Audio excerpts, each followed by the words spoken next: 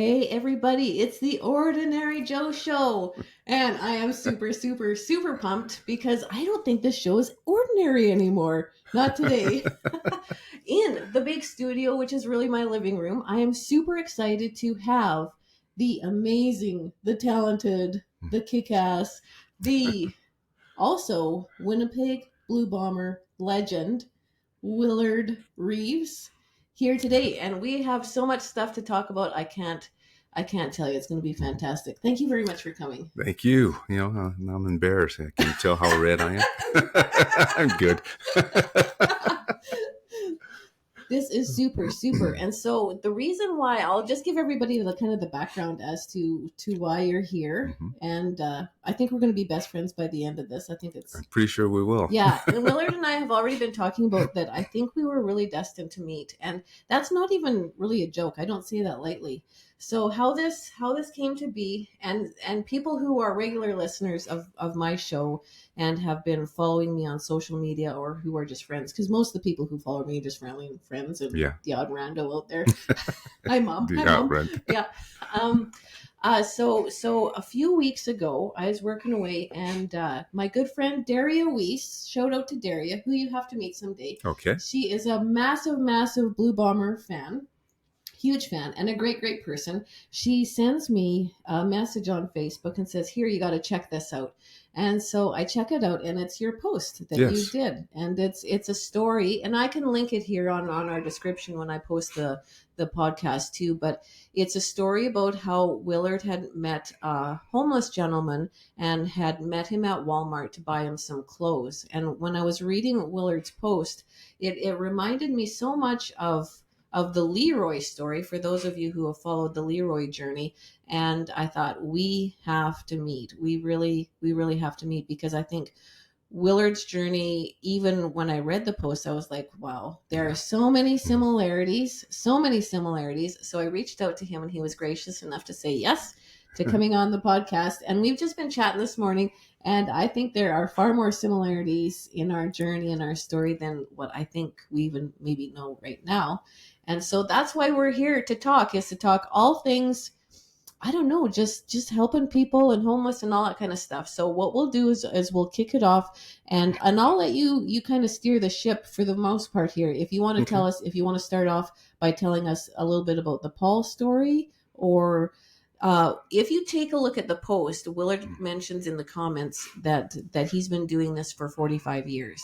So you can jump into the Paul story, or you can jump back 45 years. I'll let you pick. Yeah. Well, let's talk about Paul for a minute, because I think it's vitally important, because Paul is still here with us, and the fact is that this is not going to go away, whether it's Paul or Dave or Charles Foster, who I will be talking about later on. Yeah.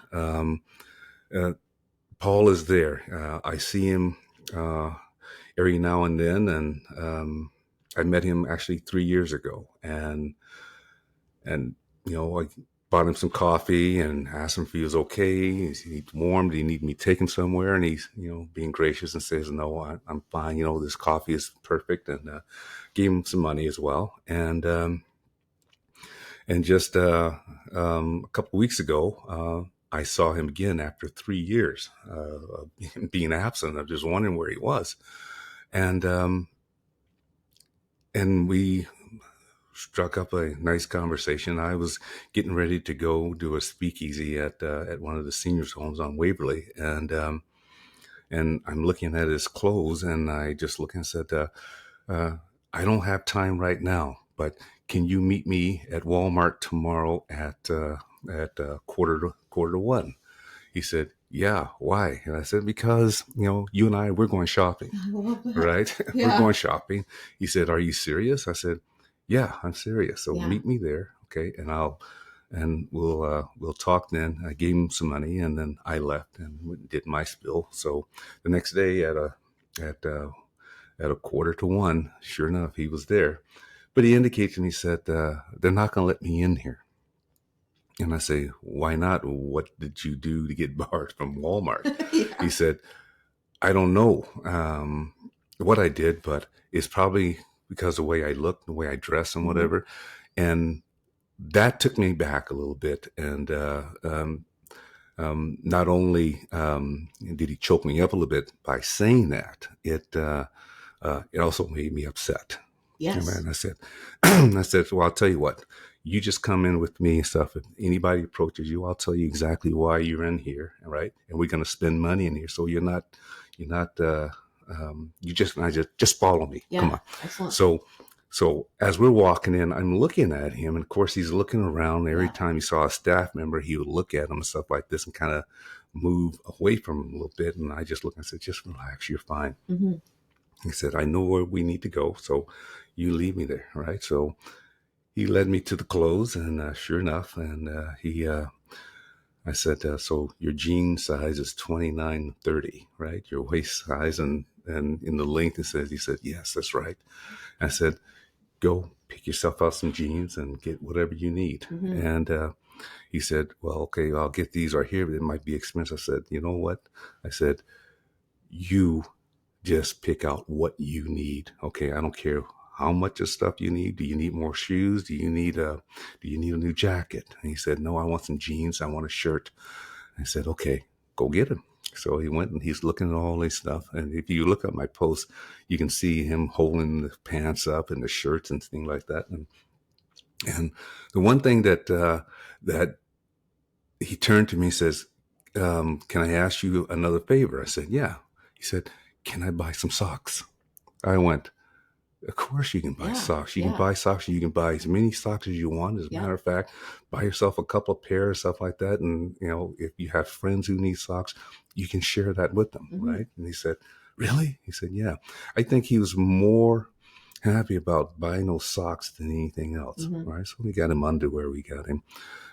He got him his nice pair of jeans. He loves his jeans. And got his shirt, and he got his socks, right? So we go up to the counter, and we pay for it, and we go out, and instead of going outside, because it was snowing actually that day, it was very cold.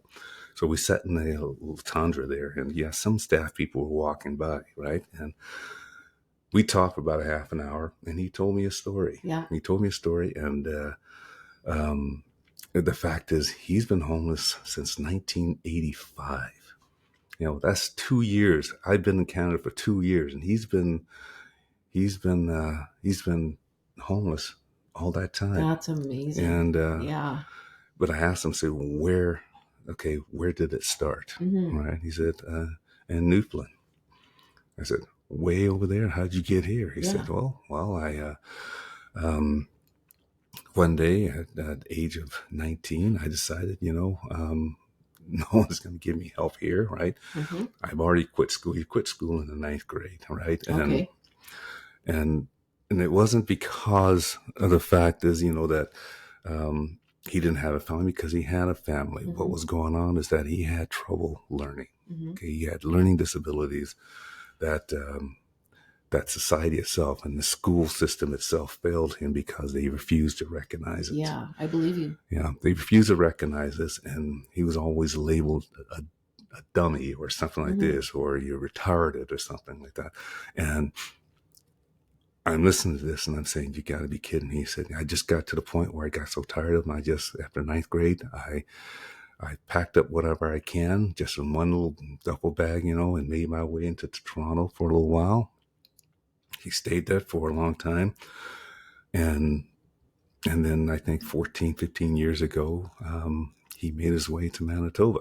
I said, of all the places on the planet to come, this is the coldest place in the world. This is not a good place to be homeless. It's not a good place. No. It is not a good place to be homeless. But for some reason, he felt comfortable here than any other place. Wow. Right? And so I would look at that, and I said, was it the people? Was it just the fact is that you felt you were in your element of comfort that you decide to stay here? Yeah. And he said, well, it was a mixture of a couple of things, because people helped me along the way. He mm-hmm. said,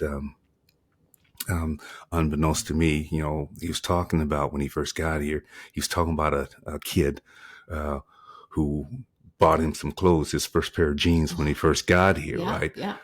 Never realizing until that very day, or actually, no, take that back, until yesterday.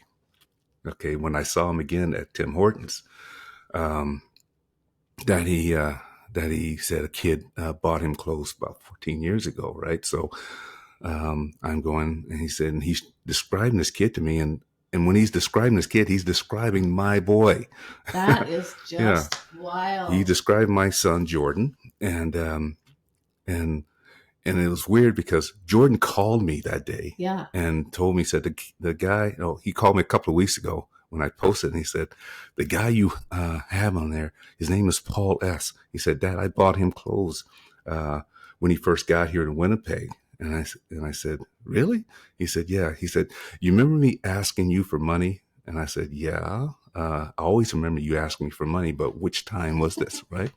So he said, Dad, 14 or 15 years ago, I asked you for $200 to go buy someone some clothes, and you asked me, buying who clothes, your girlfriend or what it is? And he said, no, it's a homeless guy. And I just gave him the $200. I didn't ask him any questions about it and whatever. I just gave him the $200.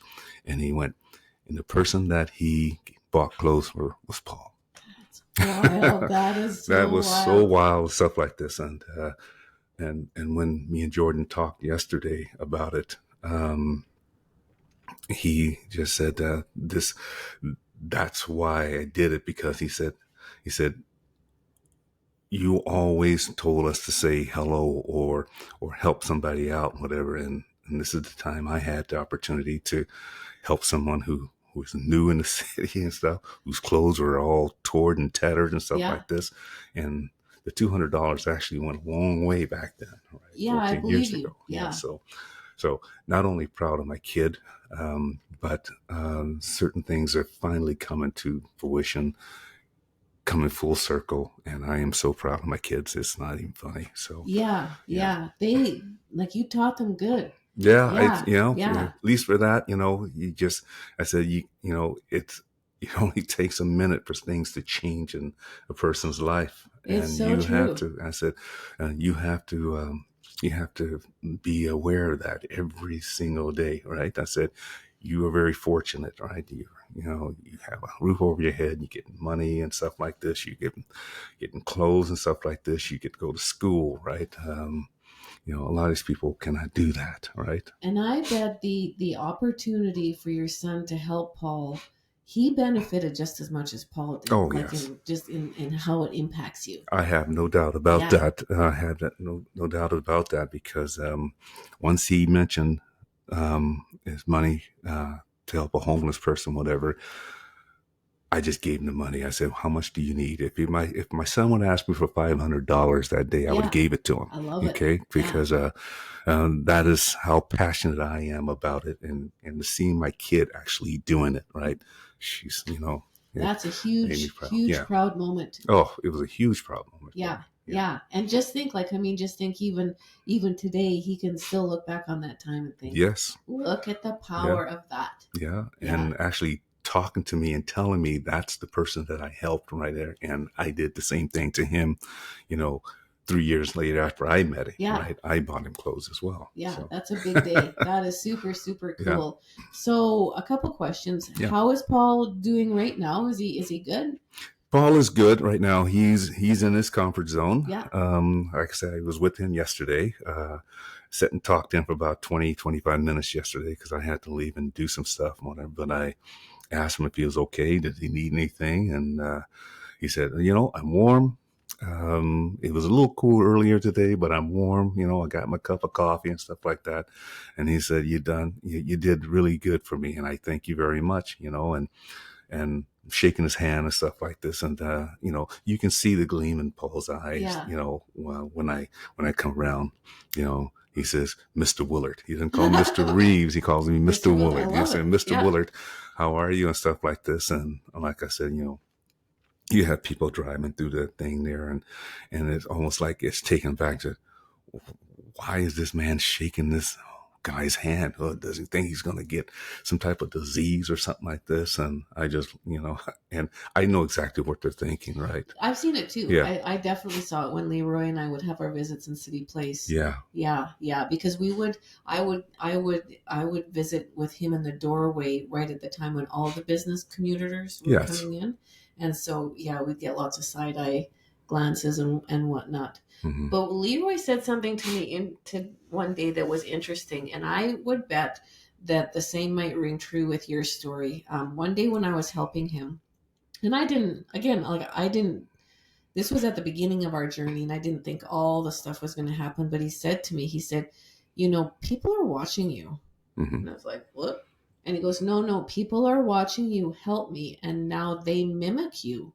He said, now that you're helping me every day and we're having coffee and stuff like that and tea in the morning, more people were approaching him through the day, wanting to help him too. Which is really good. Yeah. And yes. So the world watches. And I even like later on, when we were able to get Leroy in independent living, we raised money to buy him some stuff for his house. Mm-hmm. And people at work donated money. And one gentleman said, I walked past him every day and I wanted to help him, but I didn't know what to do. And that's said, what it is. Yeah. So he donated money because finally he felt like he had a way to, he was too shy and too scared or intimidated. I don't know what it was to say hello. But yeah, it's interesting. So people are watching It's you. the comfort zone. Yeah. It challenges you to get out of that comfort zone. Yeah. Right. And I'm not knocking anybody who feels that, I don't know how to approach this person, so I'm just going to just keep walking and whatever. But like you said, we're watching, people are watching. Okay. They'll watch you and stuff and keep going by. And yet I can tell you one of the guys that I helped, this was years ago when I was playing in the National Football League when I was with the Washington Redskins, and I happened to be walking down Pennsylvania Avenue. There was a homeless guy there, and I always saw him there when we went into Joe Robbie for our football games. And he was there, and he was just sitting there with his hands out. He didn't talk. He didn't do anything. Mm-hmm. Right. So I would walk over and I would sit down. I would actually sit down, and I said, "So, what are you doing?" And he said, "Are you?" I said, "I'm going to give you some money." And I gave him some money, and he said, "I appreciate that." And then I start asking him questions, but he wouldn't say anything. He'd say, he'd mumble a few words and whatever, but I kept doing it. I kept doing it over, I would say this took at least 3 weeks. Yeah.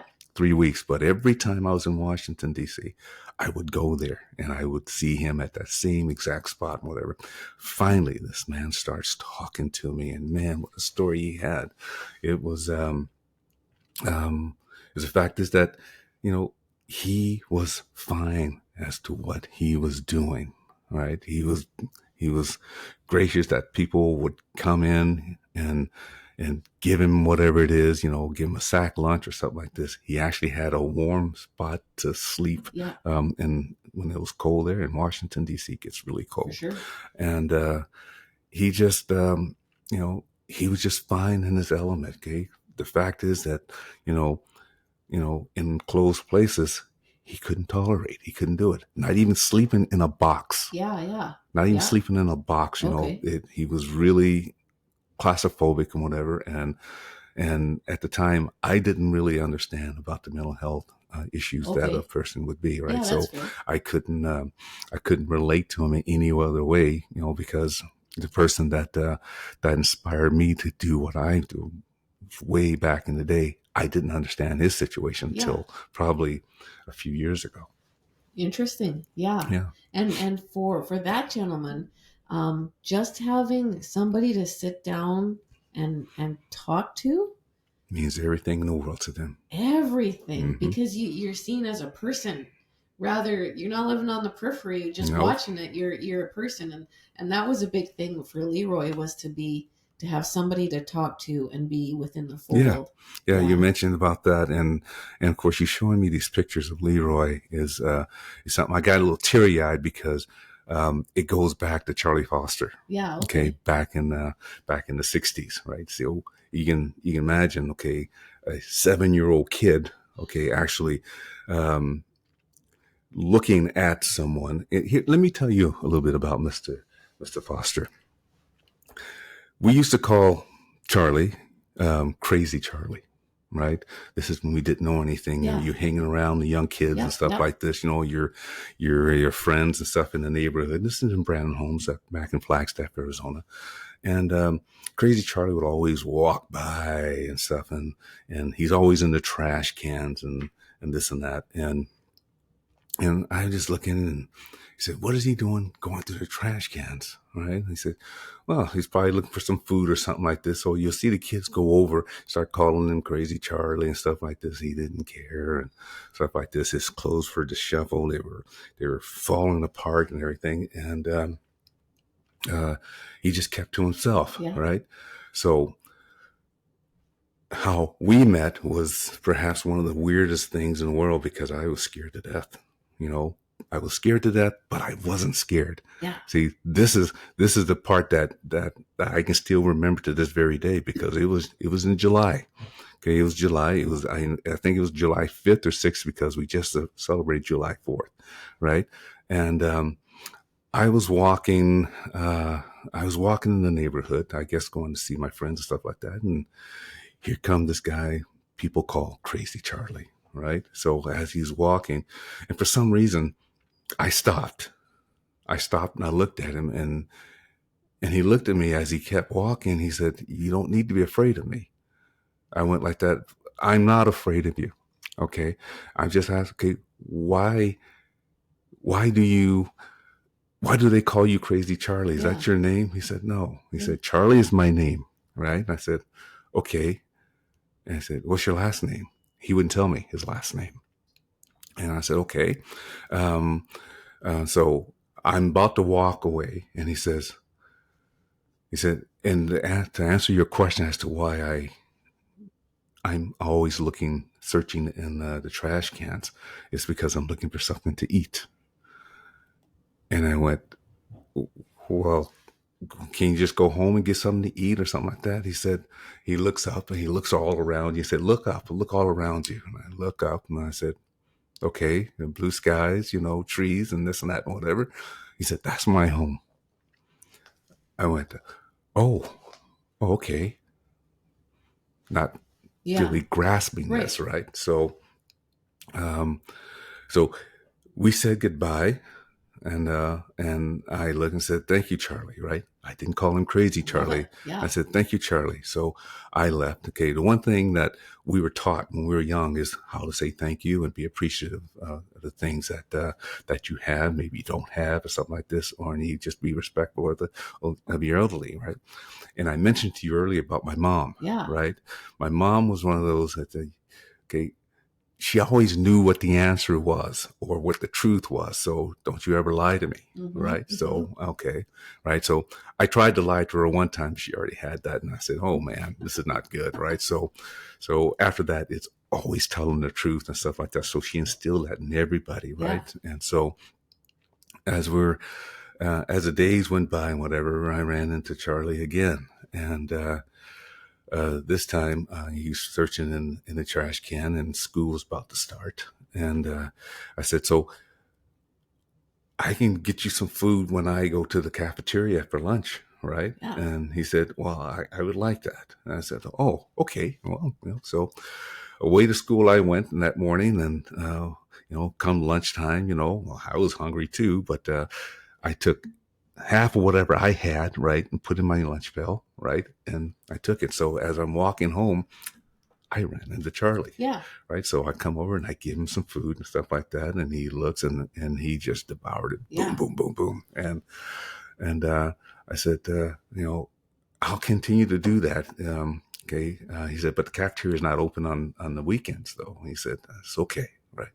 So I kept doing that for weeks and weeks on end and stuff. And once we stopped, once it got cold, I didn't see him anymore. Okay. I'm going, where'd he go? Yeah. Right. So I got his food here that I took from the cafeteria and put in my lunch pail. And so I'm searching for him. So I just assumed that he left town, which he did. Right. Oh. He left town and went to Phoenix. I learned this Well, years afterwards. Oh, But really? yeah, but that's what he was doing. Because Flagstaff gets cold. Everyone thinks Arizona is heat desert and stuff like Yeah, that. yeah. I lived up in the mountains, Okay, yeah, okay, where it gets extremely cold yeah. and the snow comes down. And, if you're homeless in Flagstaff, you're going to freeze to death. Right, right. Okay, so he took off, and I didn't see him the whole school year, and actually getting close to summertime, right? I'm walking, and hey, surprise! Look at there's Charlie, right? And I'm 8 years old now. 8 years old. Years pass, and there's Charlie. It's springtime, and he's back up here, and I just simply asked him, "Where did you go?" Yeah. He said, it was getting cold, so I had to go. Yeah. Right, I had to leave and go to someplace warmer. Me not knowing where that place was. We struck up more conversations and stuff, and I think at this time I had to go to summer school. Because I was having problems reading. Okay. Right. Yeah. The only thing I had issues with in school was reading. Right. I was very slow at reading. Okay. So I was going to school, and they had a lunch program there and stuff like that. And when I went home, so the one day I went home, Charlie asked my mom if I can come with him to Kinsey Elementary School. And my mom said yes. So did she know, did people know that you were bringing half your lunch for him? No, not at the time. Oh. No one knew that, right? Yeah. So my mom said, yes, go ahead, take him, but have him back here at whatever time she said. And so I'm following him to school. It's a 10-minute walk from our place, from Brandon Homes. And I'm following Charlie there. And of course, you have all your friends and stuff that you play with, Yeah. and this and that and whatever. So Kinsey Elementary had a soup kitchen kind of. Okay. When school was out, whatever. It was separate from the people who had to go to summer school, which I had to do. But there's also the cafeteria there for families that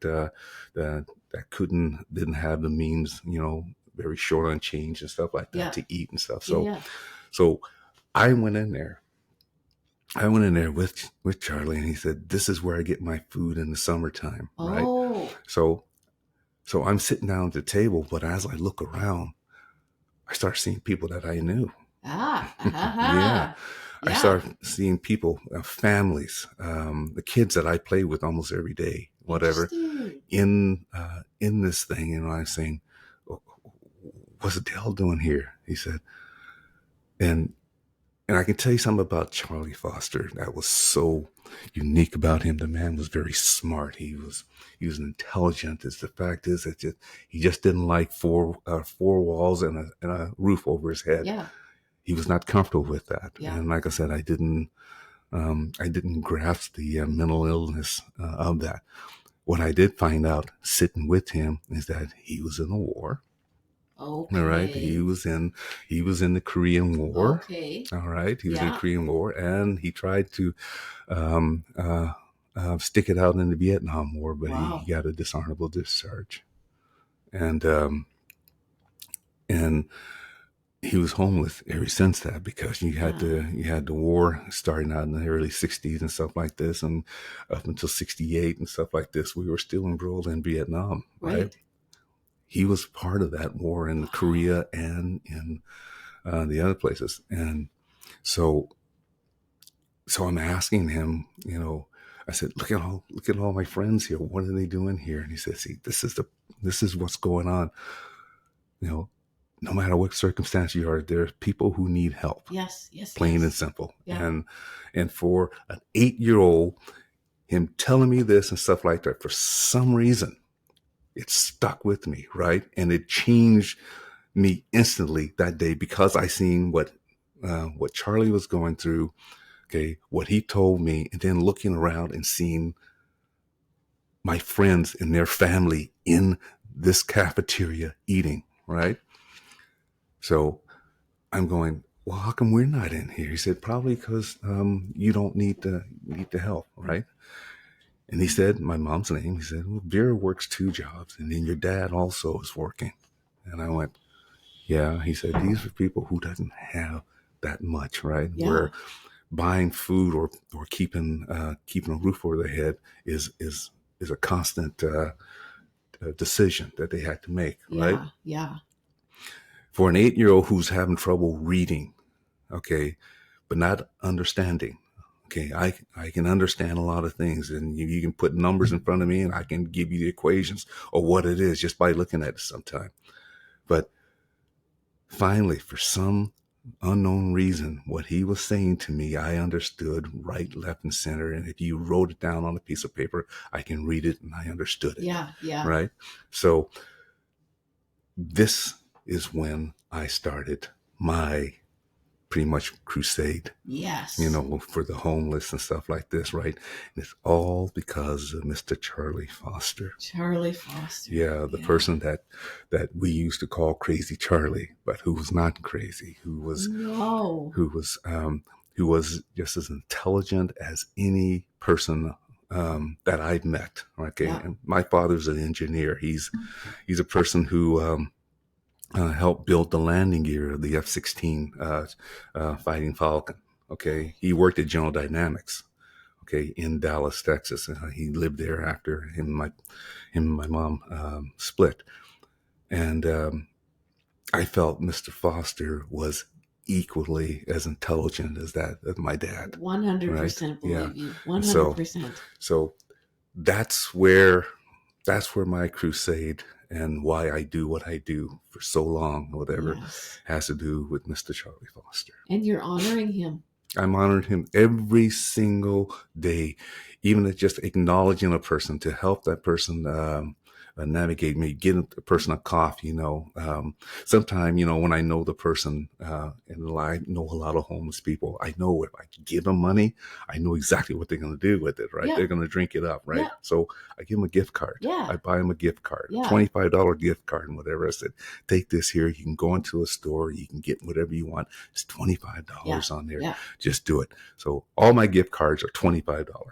Oh, okay. Let's keep that in mind. Yeah. All the gift cards are $25. And you know what? They love that. Paul and David that I finally, came out of the of silence and whatever and started posting these things there. They like that stuff. Yeah, for sure. Yeah.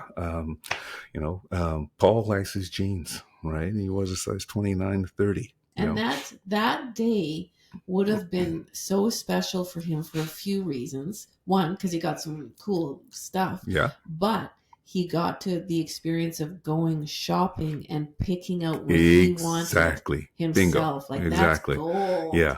And as he looks and he's the fact is he's conscious of the fact is that, okay, how much is he going to spend on me? Can I get this? Okay, yeah. Will he reject it? Whatever.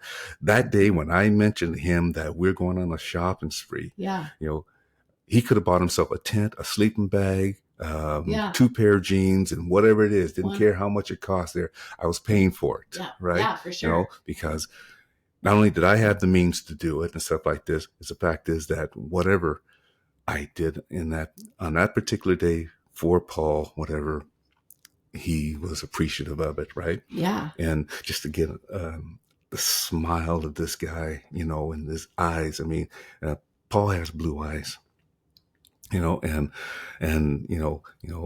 teeth are, he's missing some teeth and whatever, but didn't care. It's that smile that he had and whatever. You could see that right through loud and clear. It really did. It's the smile that he had and the fact that he has a person who is acknowledging the fact that this,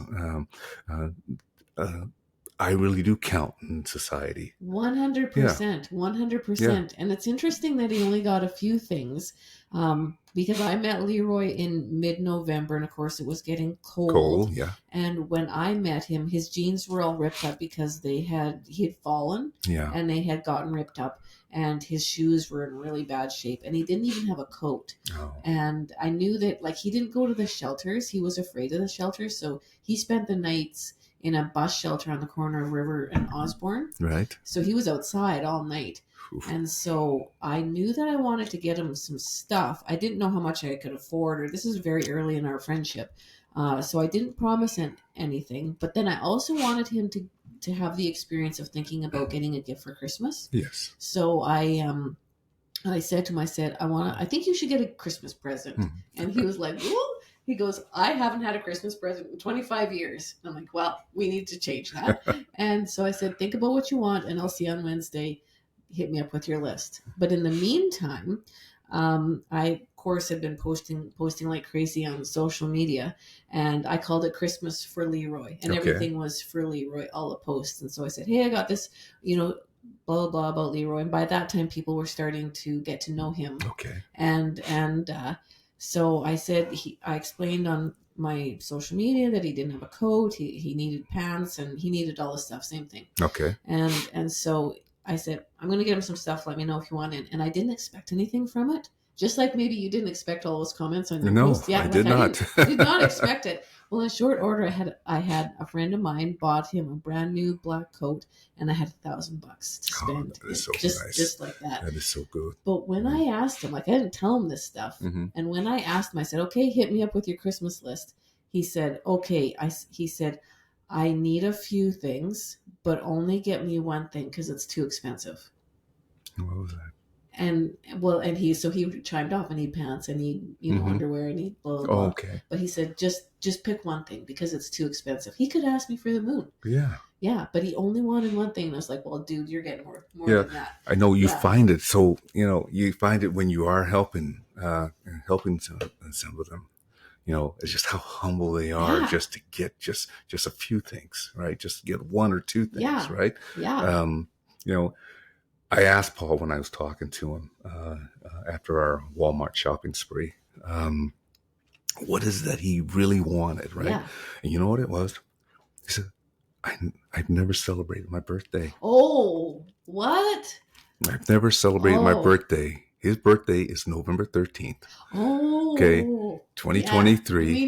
We need to change that. He's going to be 60 years old. Oh, yeah. Okay.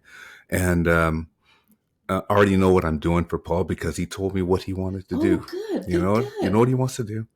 He wants to sleep in a hotel for the weekend, and he wants to watch television. Yeah. And he wants to be able to order room service. Yes. I told him, and I haven't told him this, okay, but what I plan on doing for him, right? And if people out there who's listening wants to help us do this, make Paul's birthday, his 60th birthday, come to reality. I'm gonna get him a hotel, for 2 days. Gonna get him a nice shower. Gonna get him a haircut and a shave. Okay, and if he wants new jeans or whatever he wants to do, he can do it. And I'm just gonna tell the hotel people there, if he orders room service, whatever, that's fine. You put it on my card. I don't care. I love it. This is what I'm gonna do. So for his 60th birthday, which is gonna be on November 13th, okay, Paul is going to a hotel. He's going to enjoy his television and whatever it is. It's going to be Friday to Sunday. And then I want to try somehow to convince him to get into assisted living or something like this. I want to try to get him off the street. Right? Yes. I know how difficult that's going to be because of how he is. We have lots to talk about. Yeah. So this is what I want to do for him. That's the initial thing. And I think getting him a hotel room for those 2 days and allowing him to, watch whatever he wants on television and stuff, and order anything he wants there, I think is going to be good for him. And maybe he'll get a little taste of that. Maybe he will go into assisted living, or something, that will get him off the street. You're right, because there's so many, there are going to be so many good things that come out of that. And one being, I'm worthy. Yeah. I'm worthy of this. Yes. And I don't need to live I'm not on the periphery. Right. And like that birthday experience there's so many layers of good things. There's a lot of layers. There's some things that can be good because he can look at that, and like you mentioned, right, in terms about him, we're talking about the worthiness, okay, that I shouldn't be living like this. Okay. I've been on the streets for Yeah. all my life, all my adult life and stuff, you know, I deserve this, right? Yes. If not, just for my friends who've been helping me, but to show that I'm appreciative of what they've done, whatever. So I'll make an effort to keep myself off the street and go here. Yeah. So Yeah. this is one of the things that, that Paul's getting, come his birthday. I really love that. Good on you. Good on you. That's super. And it's funny that, like, we talk about the worthy stuff, and I don't know where Paul's mindset is right now about his circumstances and what he wants his future to look like. Yeah. Because when I met Leroy, like, I didn't think I could do anything. I thought it was the tea girl and that was it. Like, I didn't know all the other stuff would happen.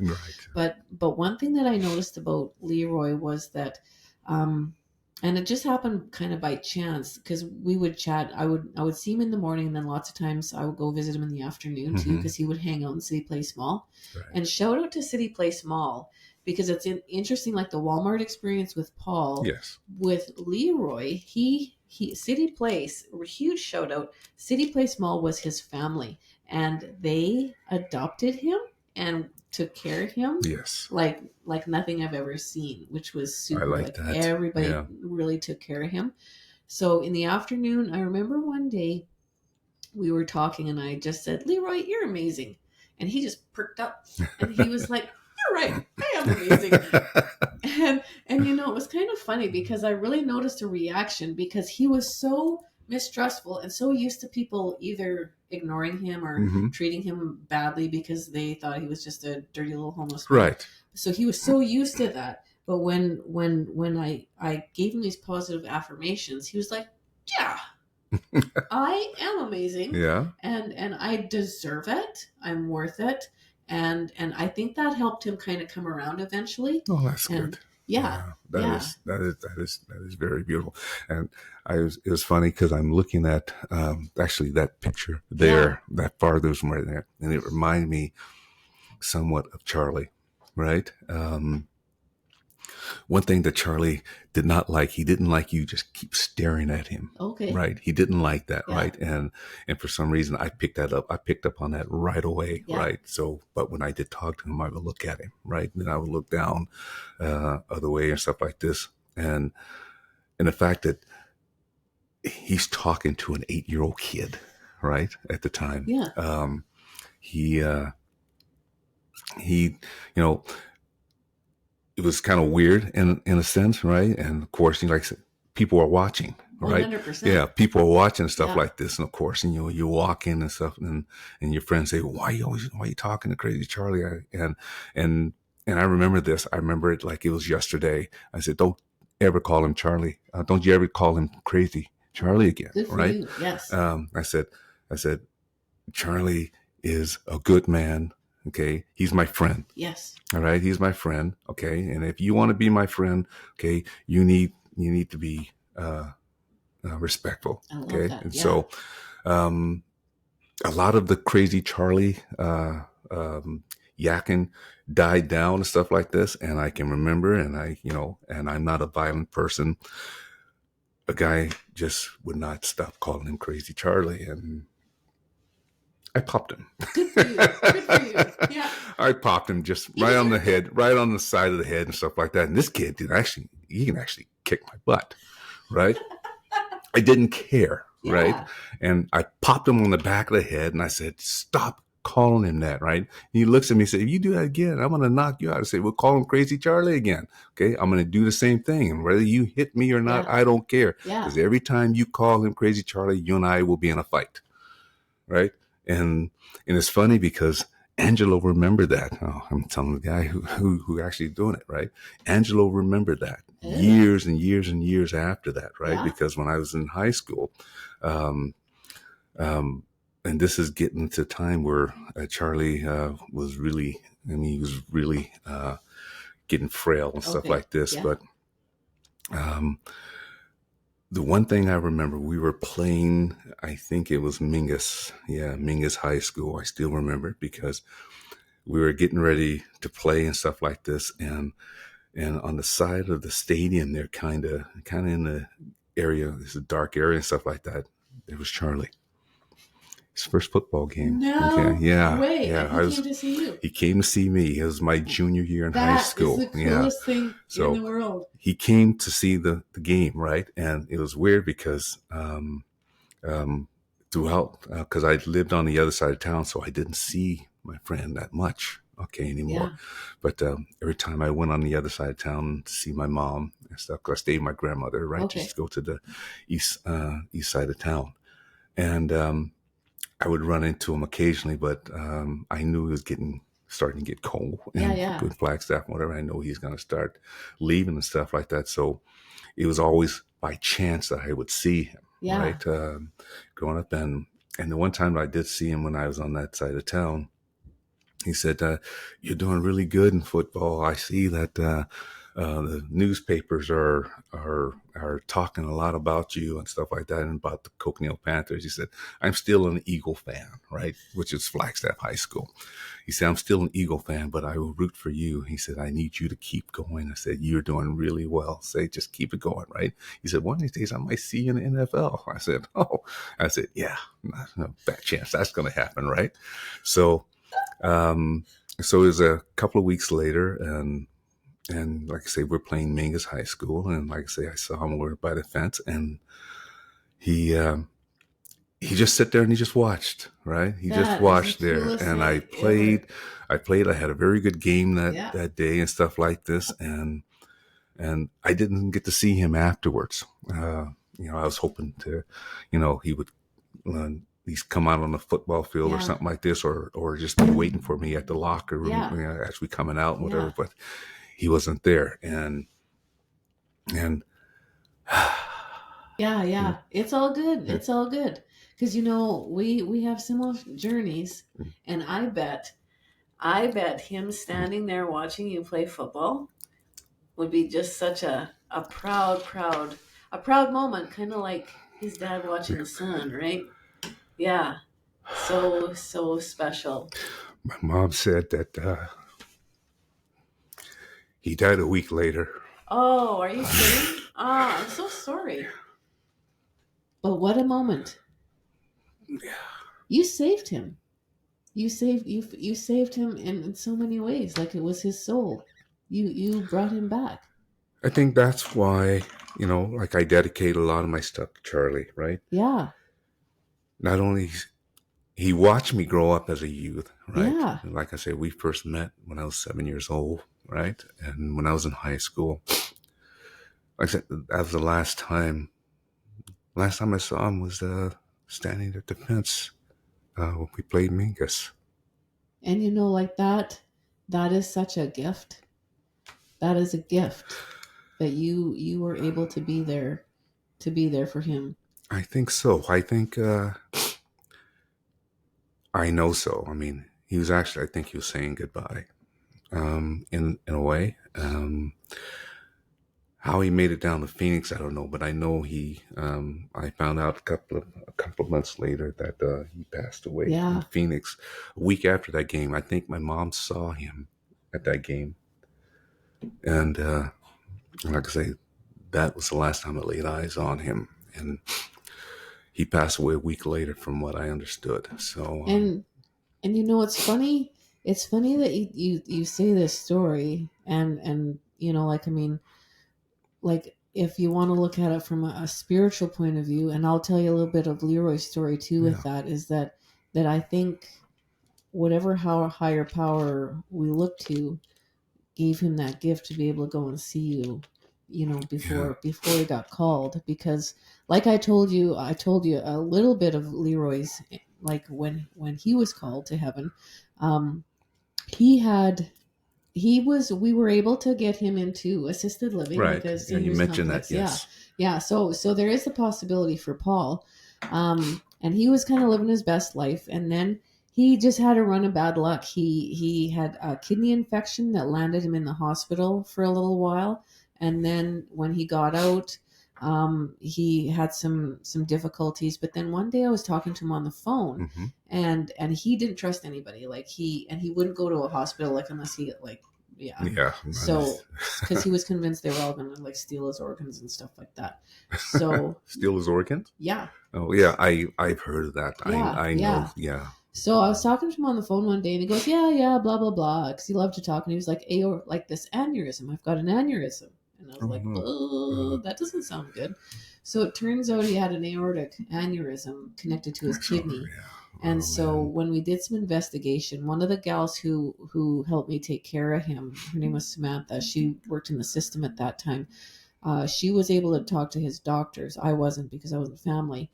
And at that point in the middle of June, they gave him a week to live. Yeah. And they said a week. So we rallied the troops and we got him connected to the people he needed to. Hospice? To the people in his past. Okay, his family. So, but you know what? He didn't live a week. He lived 5 months.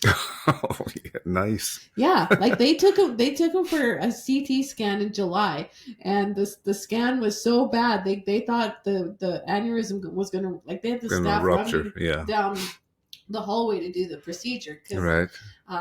But because he was convinced that the doctors were going to steal his organs, he refused to have the treatment, and it wasn't like a terribly big like it was highly curable, like he would have been fine. Yeah. But he refused because he thought that they were lying to him, and he thought that they just wanted to steal his kidneys and sell it on the black market. So we knew all the way along that he was not going to live, but in the meantime, and it's funny that you talk about the birthday, because you see, for like, Leroy would never tell me when his birthday was, because he conspiracies and all that kind of stuff. Right. So finally he did tell me, but in that 5 months, I thought, well, if he's only got, we thought he could go any day, like every day, we didn't know. Mm-hmm. I thought, well, we're going to celebrate him, like crazy every day. Right. So we did all this wild stuff for him. And in September was his birthday, so we gave him his birthday party. Wow. It was his first birthday in over 25 years, and we had cake and presents and the whole bit. And then finally, November 9th, 2021, he passed away. Oh. And I think, like, if I want to look at it from a spiritual sense, I think our God, higher power, whatever, gave him that gift to live an extra 5 months so he could be connected with his people in his past. Yeah, he could have a birthday party. He could have a lunch date. He could, listen to music and cook his stuff in his house like he wanted to do, and get his gold curtains. Yeah, his gold curtains. Oh, he loved colors. Yeah, he would only wear black. Like when he was on the streets. This little 7-year-old girl told him, if you want to stay alive on the streets, you have to wear black, because he loved, like, he was from Barbados, so he loved like bright colors. Yeah, bright colors, green, yellow, yes. So that's what he would wear. But this little 7-year-old girl who helped him said, you must wear all black, otherwise you're going to get murdered. And so from that day forward, anything that he owned had to be black. Wow. But before he passed away, he started bringing in the gold curtains and gold curtains. Like well, that's part of his his culture in terms of Barbados and stuff like that. Exactly. Is those gold colors and green. Yeah. But what a gift, right? Yeah. So the football game was a gift. Yeah.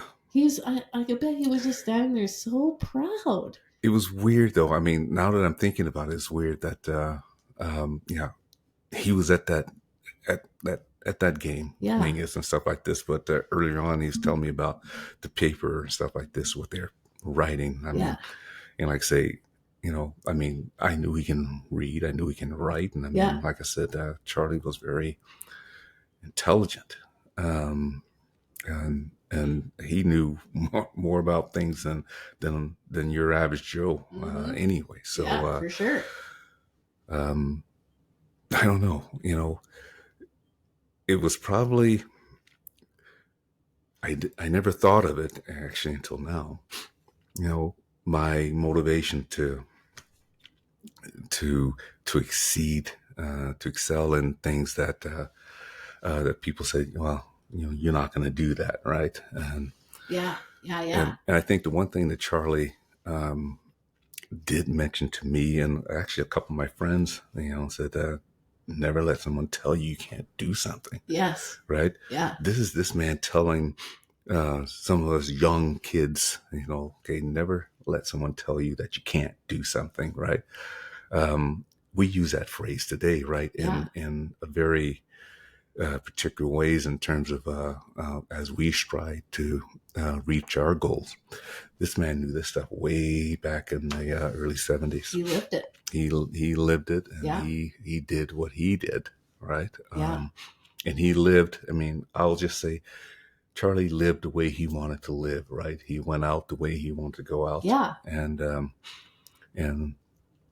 that saying was perfect, because he's saying that never let someone tell you, there's something that you can't do. Yeah, right? 100%. Prove them wrong, right? And so I think that's how I got out of Flagstaff, right? I proved people wrong. I did what I wanted to do. I had ambitions on being a police officer, right? Okay. And the chief of police told me to go and play football, that being a police officer would be there later on for you. Just go do some things. Yeah, that's super. It was the chief of police who told me that. That's amazing. It is. That's amazing. Yeah. So, yeah, I always look at it and said, I had great people in my life coming in certain times, right? And I would say, you look at Mr. Curtis, and you look at Mr. Townsend, Charlie Foster, and as we go along, right at the right point where they needed to be in my life, they were there. Yes. Right? So, yes. So, touched by an angel. We are all connected. We are all connected. A couple things, came to mind. First of all, and I have two little dirty secrets that I have to share with you here. And okay. I'm glad I got to talk to you in case you want to leave after. But I don't actually know anything about football. So that's fine. So that's my one thing.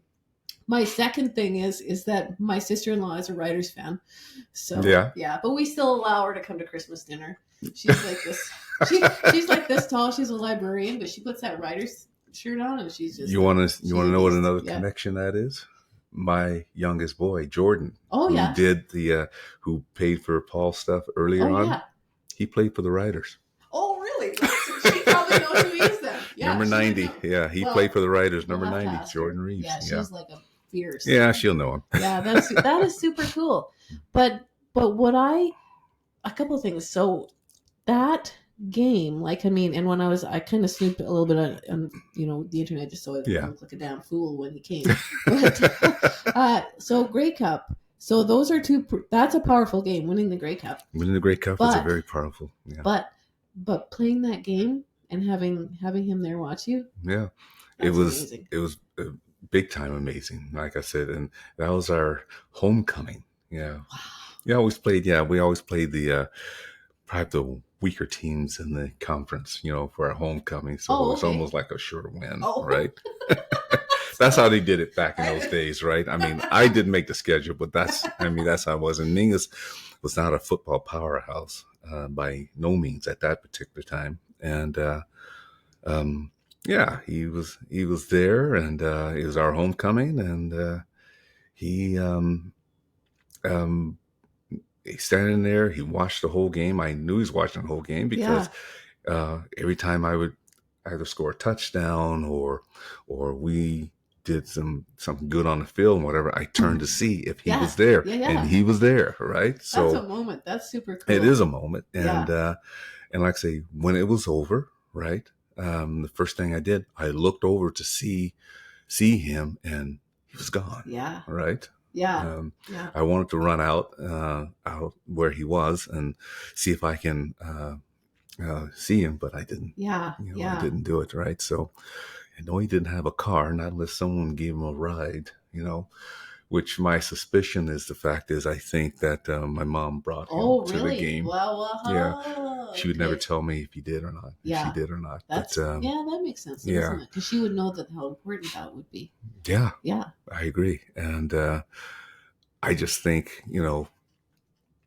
deep down, Why he was at that game is because my mom brought him. Okay, either that or she made arrangements for him to get there, or Yeah. whatever it is, or being Charlie the way Charlie was, he walked there, right? Fair. Even at that point, I knew how frail he was at the Yeah. time. There, he would make the effort to Yeah. do it, Yeah. right? So, and I guess that goes back to the Korean War and all this other stuff that he just simply braved it out. I don't know what happened in the Korean War that made him homeless, right? Yeah. But something happened, right? Something happened that he will not talk about. He would not talk about it. I would ask my mom and stuff like this. Doesn't know, right? If she didn't know, she probably wouldn't have told me anyway. Yeah, for sure, for sure. And that's one thing, like, I mean, which takes me a little bit to some of the comments that I noticed on your post, and we talked about this earlier, is that, and I, like, sometimes, like, on, we'll see articles posted about homeless shelters or whatever. So sometimes I just kind of snoop the comments on those articles just to see what people react to it. Yeah. And there's a lot of judgment, and there's a lot of hate. Of course there is. And even on my journey with Leroy too, like, being homeless was not his fault. It wasn't his fault. It wasn't Charlie's fault. And that has always stuck with me, because I think I see comments like, it's almost like people think that they I don't know, not choose it, but it's, I don't know how to say it. We are in a society of negativity because what has happened in a not so short way of doing or looking at things, our technology has moved way ahead of our humanity. Yes, that's a good way to put it. And if we can just get back to that, because what you see right now with people, you see it all, people texting, this and that and whatever, people walking by, but as you're walking, you're texting and stuff like this, looking up just occasionally to make sure you don't run into a wall or something like that, right? Yeah. And this is the problem that we're having. We are so far away from where we should be. When I was a little kid, okay, I loved it. And it was funny. I was at the gym the other day, and a friend of mine was saying, he said, I would love to get back to those 60s and 70s and 80s, of course, without the racism and stuff like this, but how we grew up as children, right? And he said we were always outside. We were not sitting there looking at some television, and playing beep, beep, beep, beep there. He said, our fingers are more intelligent than our brains are now. Fair. Yeah. And I'm looking at him and said, man, that's one of the best statements I heard in a long time. It is so true, right? So we're so detached from what is going on around us, right? We tend to just not overlook, and it's not by accident, it's by design pretty much that we overlook and that we do not acknowledge the problems that we are having in society today. Yeah, and there's this lack of empathy, and I don't know, like, where we're seeing people in certain groups not as people anymore. And it's kind of opened my eyes a little bit. And this isn't going to make a lot of sense, but I'll try. There's a guy that I would love for you to meet. His name is Vinny Lilly. Have you ever met him? Vinny Lilly. Yeah, you gotta meet this guy. He's the coolest guy on the planet. I tell him that every day. I think I probably put it in every podcast too. So on this whole journey that I've been going on, I kind of thought, well, I want to read more. I want to educate myself more and just kind of do stuff. And so I stumbled upon this book called All Eyes on Me. And it is about this man, Vinny Lilly, who lives in Winnipeg, and he works at a homeless shelter downtown, and he's a motivational speaker. Oh, okay. But his story is that same thing, that he grew up with some childhood trauma, which again, people judge, and the school system, like your friend, like, he was very judged very badly in school, and it led him to a life of crime and gang involvement and eventual incarceration. He was in prison for about 10 years. But he's been out for a long time. Okay. And now he speaks to schools and agencies all over the city, all over. And we're developing a program together because I'm kind of like a trainer by trade. Yes. So we're developing kind of like a mindset, kind of positive thinking, like self-help type program. And we've had that conversation where people, we're just so quick to judge our unsheltered friends, or we're quick to judge people who have maybe had made mistakes in their past, or had a past that they're not maybe not super proud of. But we need to bridge that gap, because like you say, like even when you grew up, is that we all have stuff. Oh yeah, we all have stuff. Yeah. I mean stuff. Good stuff. Yeah. Yeah. And so if we can just, and that's kind of part of the idea that I wanted to talk about sometime, is I want to call it bridge the gap. Okay. I want to bridge that gap because I'm seeing all this negativity and judgment and hatred and cruelty towards other people. I'm not like that, but you're look at you. But I want to bridge that gap of mentality. So I've got ideas there. There's as you know, I'm in the political arena, right? And it's I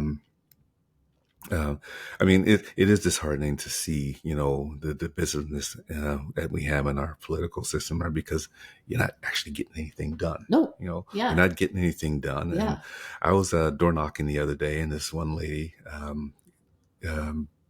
jumped up, and she had a problem with people, doing things that is immorally wrong and stuff like this. And I said, and I look at her and I said, well, like, what is that? Right. And she said, gay people dressing up as girls and stuff like that. And I just looked and I said, she said, don't you think that's a problem? I said, and if anybody knows me, they know exactly what's going to come out of my mouth after that. I said, no, I'll say what the problem is. If you just step back a little bit there and look in the mirror there. I love it. Good right? for you. Say, I said, if you just step back and just look in the mirror there, you'll see what the problem is. I said, it's none of your business, it's none of my business what other people do. Yeah. Okay. I said, this is a problem that we're having. She says, wait a minute. So you come into my house and ask me to vote for you, and you're going to tell me that? I said, no, lady, I'm going to tell you the truth. Okay. I'm going to tell you the truth. Okay. About what some of the problems I feel. Yeah. Okay. I feel in society is, and the problem is that people just tend to think, they need to talk about everything else, and comment about, people doing this and comment about that. I said, you know what? If you just sit there and just worry about yourself and whatever, Amen. Everything will be fine. Right. And I walked away. Good for you. Good and for she stayed in the door like this with her mouth wide open and said, I can't believe you just talked to me like that. Yeah. Right. Yeah. And I just kept walking, and my assistant came up and says, so you think we're going to get her vote? I went, yeah, we're going to get a vote. And he said, why do you think that? Because I didn't tell her what she wanted to hear. I told her the truth. Yeah, that's right? fair, isn't it? And so I just kept walking, right? Yeah. And it is so weird, but I still think I'm going to get her vote. Yeah, because you gave her something to think about, right? Yeah, I hope I did, Yeah. right? I think more people should be speaking out on things like that. Sure, you're going to have your opinions about things. Okay, everybody has their opinions about things, but some things, you just need to just keep your mouth shut and just mind your own business. Yeah, that's true. Right? That's true. Yeah.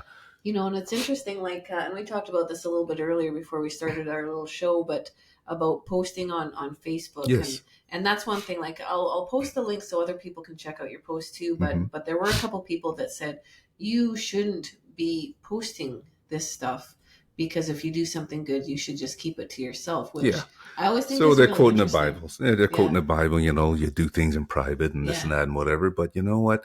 I look at it this way. I said, God is not going to be upset with me for what I just did, because technology has brought us to this point, right? Yeah. I said, I gave society 45 years of me being silent and anonymous about certain things. I'll just do it in private, right? Yeah. But I'm passionate about helping people to lift them up, right? Yeah. Instead of keeping them down, whatever, and just passing them by, right? Society should not be doing that. So I'm going to put this on love there. That. I asked the people if I can do this, and they said, sure, do it, right? Yeah. Right. I'm not going to do it unless they ask, not unless they give me their permission, right? Yeah. And so So I respect their privacy and whatever. And simply put, Paul and Dave said, no, yeah, go for it. Put it on For there, sure, right? for See what sure. happened, right?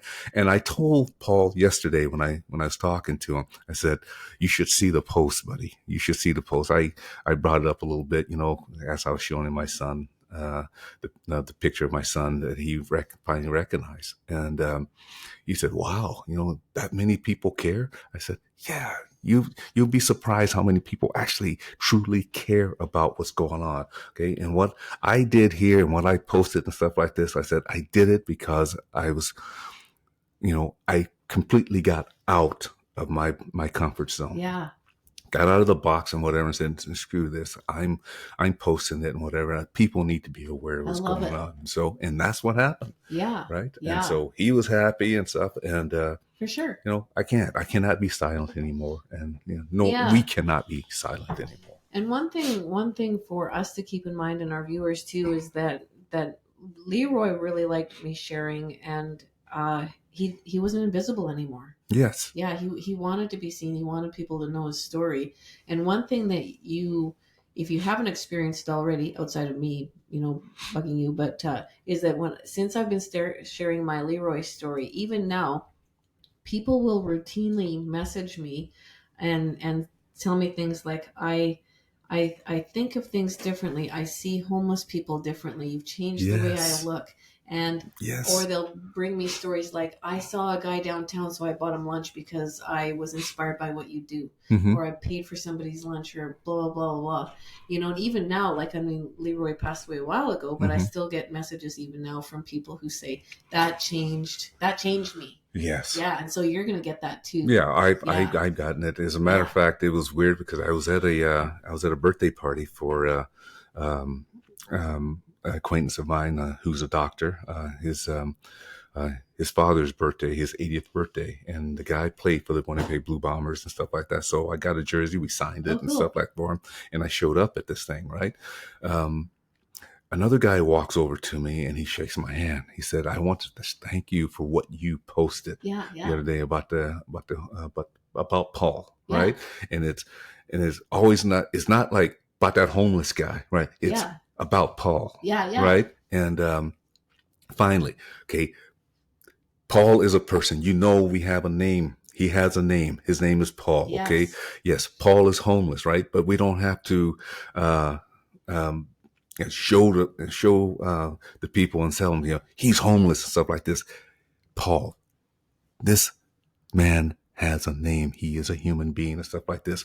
Yeah, he's having a problem. No, he doesn't have what we have. He doesn't have a roof over our head. His name is Paul. Yeah. And that's what I'm getting. That's the take I'm getting on a lot of this. Not that homeless guy you're talking to, is that Paul that you helped with a shopping spree and whatever.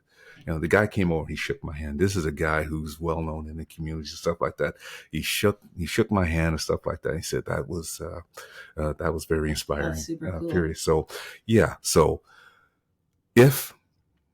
and you can also attest to this, if what we did in terms of posting, you posting about Leroy, me posting about Paul and Dave, okay, it was so bad and stuff like this, I think God would have told us, right? Yeah. I think God would have said something, in not so many ways, saying it to us, but doing something, maybe shocking us with a lightning bolt or something like this. No, but you get what people are seeing. You get what people. So our technology has allowed us to reach more people. Yeah. Okay, more people in an instant. Okay, and that's what it is. And I think that, okay, and I know what the scripture is saying, about do this in private and this and that and whatever. I think God knew that the fact is that technology will get way beyond what humans can comprehend, whatever. But that technology can be used for good too. So, and this is what we're doing. Yeah, I think so. And for me, again, when I met Leroy for the very first day,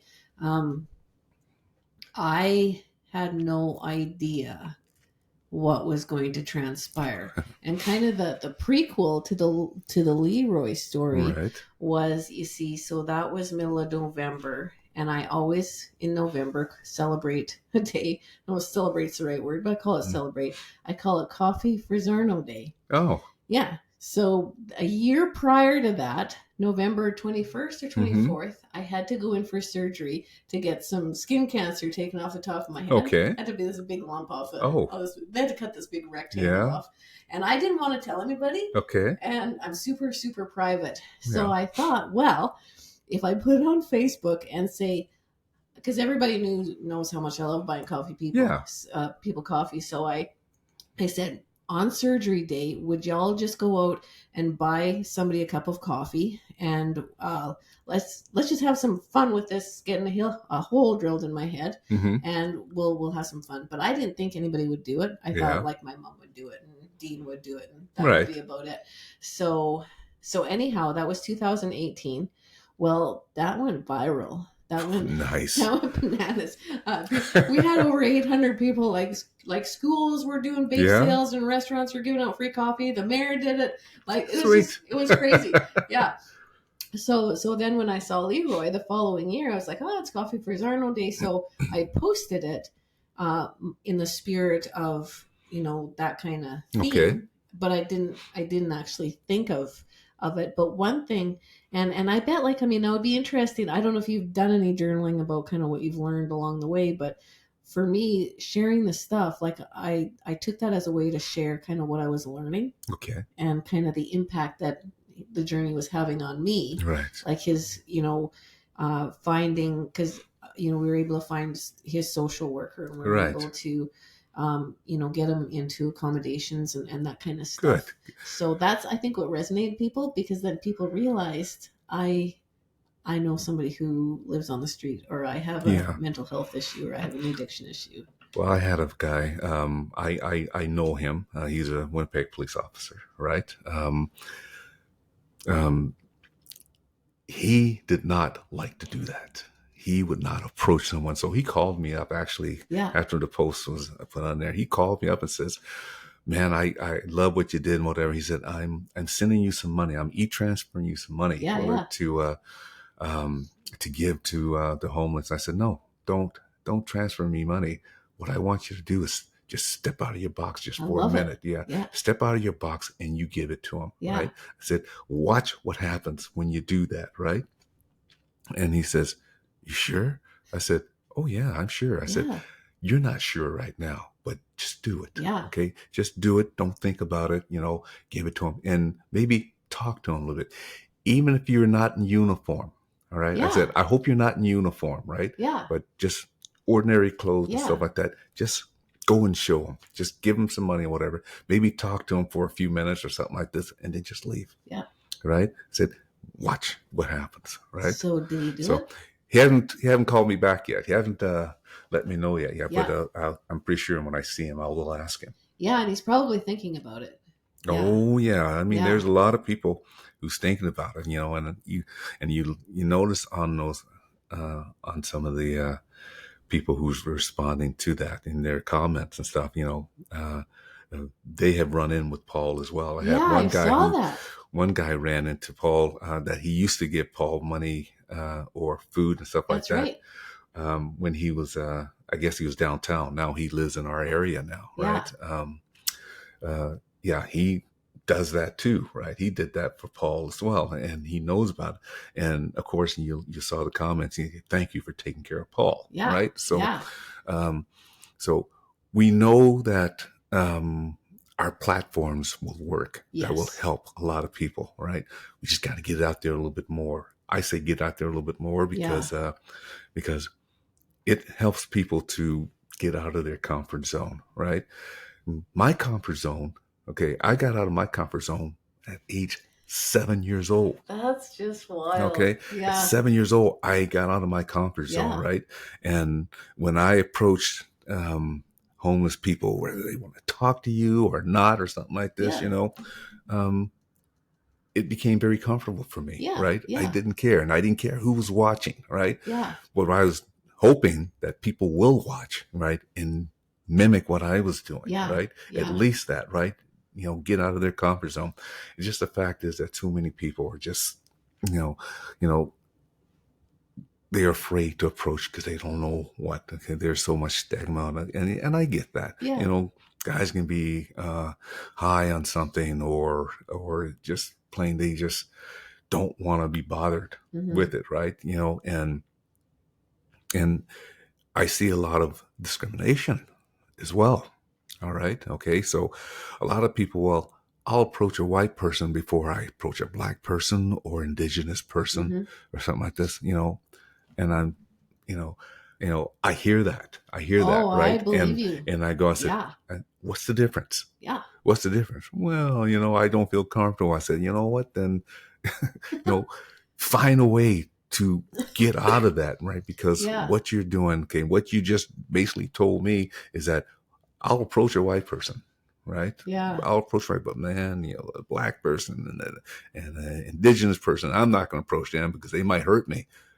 I went, are you kidding? Yeah, like we're people. Like we are all connected. They're all connected, and I said, there's only one human race. There's only one race. It's the human race, right? Doesn't matter, okay, what color they are, right? I said, get out of that. But it's easier said than done.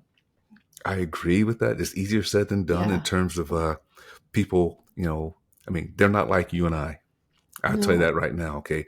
They're definitely not like me, right? Yeah. Because, I would approach a person who's sprawling out on the side of the walk or something like this and ask them, what are you doing laying here, right? Yeah. And he said, I'm just tired or something like this, I'll help him out. I remember one time, and I'll tell you this story. I was downtown, not the Richardson. What's the other building that's across the Richardson building? Like the TD building? TD building. Yeah. Yeah. I was walking through the TD building, going to see a lawyer, a friend of mine, because we were playing golf the next day. And as I'm walking, right, I see these people all around this thing, but they kept walking really slow, but they're looking, right. So as I get close to them, there was a homeless guy laying on the ground. He fell off the stairs and bumped his head. Oh no! Right? Yeah. And so I said, really? So I walk over, and I'm sitting down here, and I get down and I look and say, you all right? And stuff like this. And you look at these people looking like this. And yeah. What the hell oh you yeah. Doing? I'm in a suit. Yeah. Okay. Suit and tie, actually. Right. And they're looking at me like I'm crazy. And I said, I'm looking around, and as they're staring at me. Right. Yeah. I said, would somebody get me a first aid kit or something like that? We do have them, right? You guys don't want to touch them. I'll take care of them. Right.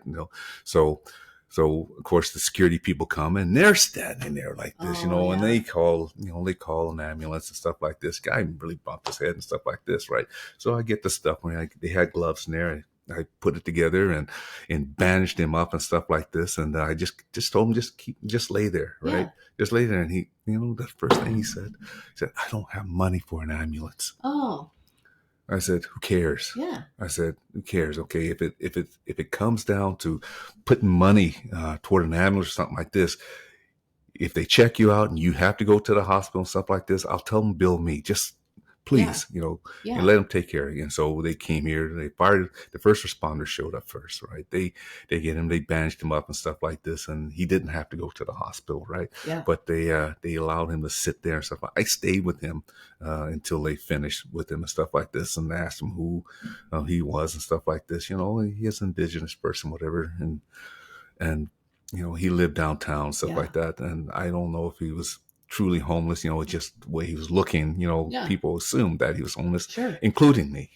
Right. But, I asked him who he was and whatever, and sure enough, he was homeless, but, he lived downtown and stuff like that. And when I got up and stuff like that, he thanked me. He said, thank you for helping me. Thanks for bandaging me up. And he gets up, he smiles at me and he walks away.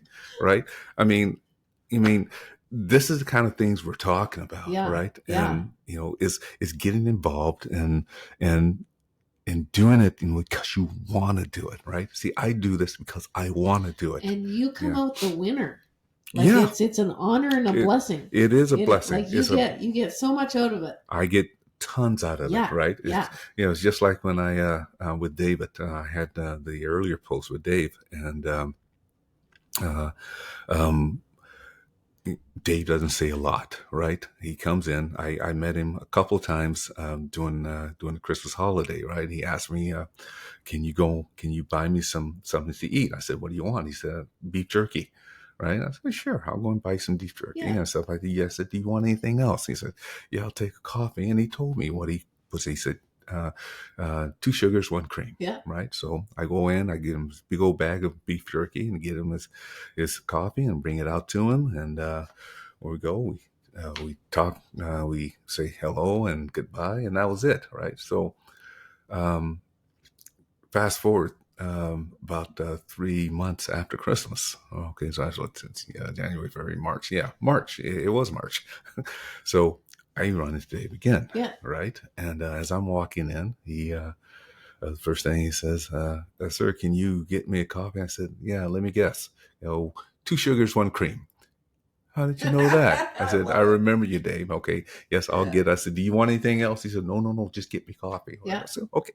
So I go in, I get my things at Safeway, and then I go to Starbucks there and get him his coffee and bring it out to him and stuff. And this time I got to have a conversation with him. That's excellent. For about for ever how long it took, right? I know Dave has lots of issues, right? And I was very surprised that he actually sat and talked to me for a little bit. And he just simply said, he said, I said, "Do you feel threatened by me?" And I went, "No, you've given me any reason to feel threatened by you." And I said, "And besides, I can take care of myself." Mm-hmm. Right. And he said, "Oh." Then he looked at me and he says, he put this coffee thing up, like a little thank you. And he said, "Thank you for being a human being." And he walked away. He just walked away. And when I was telling you about the lady that was standing at the door when I told her what I said, right? Well, I stood there too. I went, "Oh, okay, that's pretty darn good." That's some right? perspective. Yeah, that's very respecting, right? So I left there, and I don't know. Like I said, I don't know who's more who's happier, okay, him or me, me giving him his coffee or what he said to me, right? 100%. So that pretty much acknowledged the fact is what I'm doing, right? It's the right thing to do. It is the right thing, 100% on so many levels, and it goes beyond just a cup of coffee and a trip to Walmart. Like I don't know, like there's so many life lessons and blessings that come from connecting. Yes. Human connection. Yeah, I agree with that. Yeah. 100%. Yeah. It's a connection that they so desperately need, right? Acknowledgement of society itself and whatever, that they're not total losers in terms of how they feel, right? You're not a loser. Your circumstances are different from everybody. Everyone has circumstances, right? So, if there's something that I can do, I'm going to do it. Yeah. Plain and simple, right? Connection that they need and connection that we need. Mm-hmm. Because I actually wrote a little CBC article. Oh. I'm really famous now because sweet. I have a CBC thing going on. But when I met Leroy, fall of 2019, my dad was he had dementia for years, and he things were going south in a big way for his mind. And so that fall, when I met Leroy, our family was having to decide that we were going to have to put dad in a home. Okay. And that was tough. Like, my dad was my best friend. Like he and I were like this. He was an old cowboy. And so, and I would show up to work and I'd be all, like it was hard, you have to put on this brave face and pretend you're happy and all this stuff. And I was feeling really depressed about it. But then I would see him in the corner by the phone booth and I'd say, "Hey, how's it going?" And he would be like, "I'm great. I did not get murdered last night." Oh, man. Or he's like, "Life is good. I got my sandwich here." And, I had a lady, Cranked Energy. Do you know her? The bars? This gal, she makes energy bars in the city. Oh. So she would donate bars for him and stuff like that. And he felt like lots of days, not every day, of course, but some days he just felt like he had the world by the tail. Yeah. And I thought, wow, if he can be happy with his that was a good lesson for me. And I was like, gratitude. We always have to have gratitude. And so as dad went on his dementia journey, right, I was able to view that with that sense of gratitude. Yeah, that is such a very painful disease. Yeah.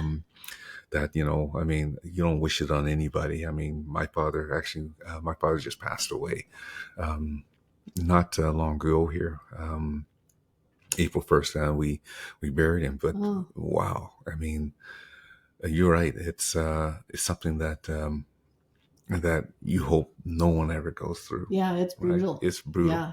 And if you look at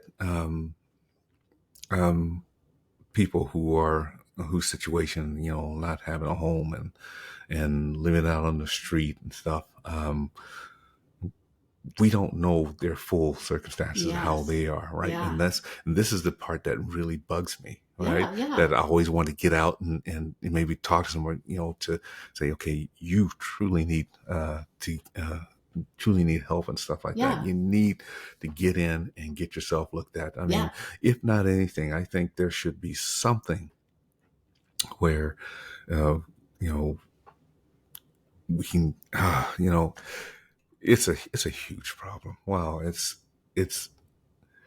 we got to get more people involved. That's really what it is. It's just painful. I mean, we can look at it and say, well, there are a lot of people involved, but they're staying silent, right? Mm-hmm.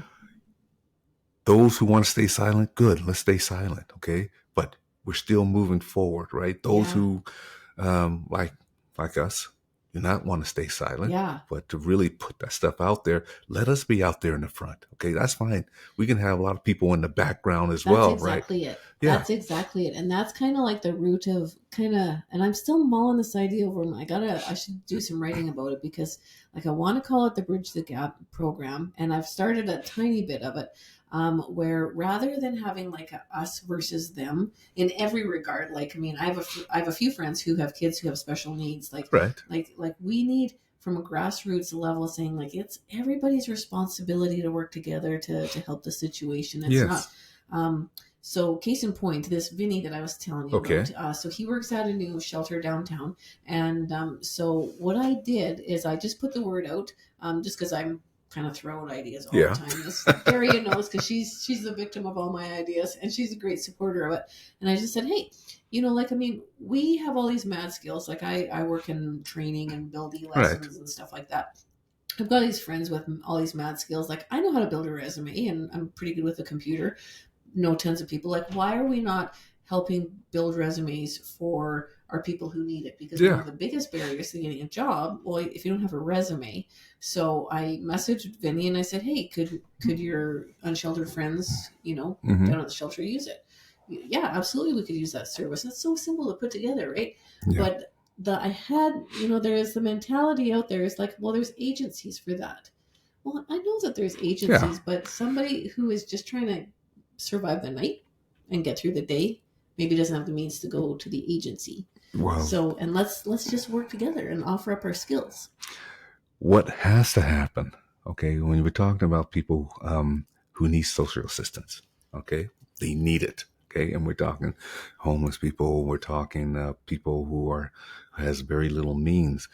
The problem with that, especially with people who are homeless, they lack the information to go to the agencies to get assistance, government assistance, because what's going on is they don't have all their identifications and stuff. That's true. And that's the problem, right? Yeah. And so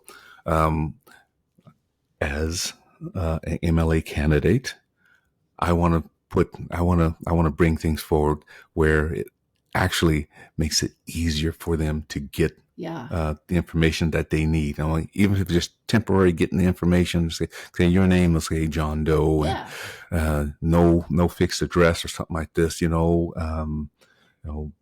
and whatever information that they can put on there, at least we can get them some type of assistance while we investigate how we can get them even more assistance and get them off the street. Yeah, the ID was a real problem for Leroy. It's huge. Yeah. Yeah. So, no, if we can all work together, I think everybody has a part that they can play, a skill that they can offer. Well, it is, but, I always look at it, and being, like I said, in politics, it's all about the money for some reason, right? If people can actually just switch that a little bit and say, okay, it's all about the people, whatever, everything else will take care of itself. Yeah, that's right. Right? And it'll be actually less expensive, if you look at it. Unfortunately, that's not how our society has transitioned itself to be. Like I say, it's all about the money. We have a few people at the top who's getting all that money, and it trickles down to everybody else, right? Yeah. So, and of course, we look at I don't know how many people is estimated that are on the streets right now. We don't know that right now. I mean, and I'm pretty sure the government doesn't know it either. Yeah. Right. So I know the United States have over 1 million people that's on the street. California is probably the worst. Yeah. Yeah. Right. I know Vancouver is probably the worst in Canada. Yeah. Yeah. Yeah. That's huge. Yeah. There. For sure. For sure. And like I say, in our little problems we have here, we have our share, right? Yeah. But I think, if we can just transition ourselves just a little bit with government and just put a little bit more emphasis on the people, okay? Whether it's homeless people, mental health, and we're talking about health education, all of this stuff, right? Yeah. We just got to just dial it back a little bit, okay? And just really look at what we need to do. People. Yeah, it's people. Yeah.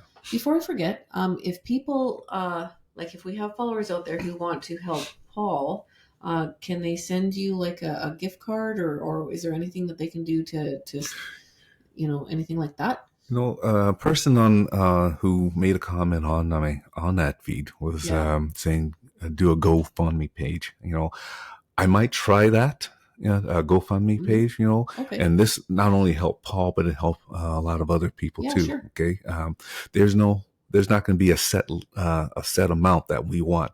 If we can raise as much as we possibly can, then we can expand on what we need. Okay. And get people the help they need as well. Yeah, totally. This is some of the things that I would like to do. As you notice, I am stepping completely out of the box on this, right? Because Dave and Paul has given me a new emphasis on trying to really bring that information out to the people and whatever to do. Please step out of your box. Okay. Just get out of that comfort zone and let's help them. Okay. True. We're not gonna save everybody, because everybody just cannot be saved. No, right? but we are brothers and sisters.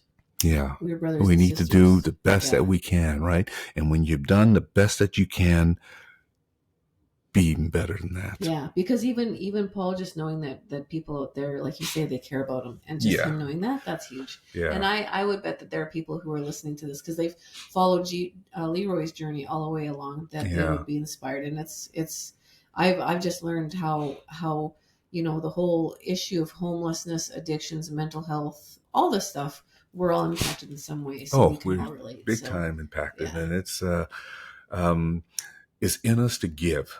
It's in us to do the best that we can while we're on this earth. Heck yeah. And I think that's what Charlie Foster was actually saying to me, but without saying it. Yeah. Okay. You can make a difference in whatever platform you happen to be on, right? Yeah. You can make a lot of noise, to not be afraid to make that noise. Yes. Right? Yeah. So that's how I am, Well, Charlie and Leroy, they're smiling down. They're proud. Oh, they're doing something. Yeah. That's right. I think Leroy's disco dancing. Yeah. Yeah. And I'm pretty sure you're the coolest man on the planet. Thank you very much for coming. That was a lot of fun. A pleasure. This was a lot of fun. Yeah. And I hope we can reach more people to understand, not doing this just to do it. Okay. Right. We're doing it because we want to do it. We're doing it because we're going to help people. Right. And so, this is, of course, dedicated to Charles Foster and all those people out there. Yes. And,